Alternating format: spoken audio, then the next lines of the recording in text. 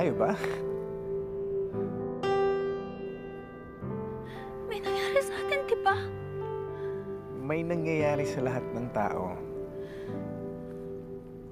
Hindi natin pwedeng bigyan ng ibig sabihin lahat ng mga bagay.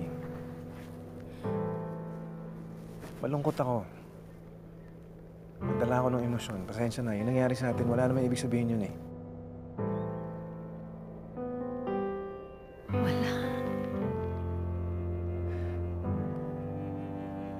Ayok ka. Sinabi mo sa akin na mahal mo ko, di ba? Tapos yung nangyari, wala lang, Arthur. Hindi mo pananagutan yung nangyari sa atin? Anong pananagutan? Saan?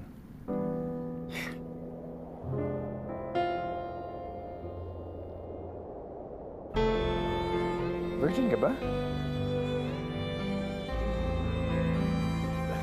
Parang naman tayo nag-enjoy ah. Bastos ka!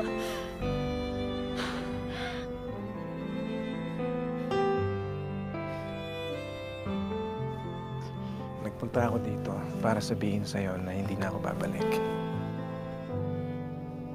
Huwag mo akong hanapin. Huwag mo akong mahalin. Okay? Huwag ka umasa. Tapos na tayo.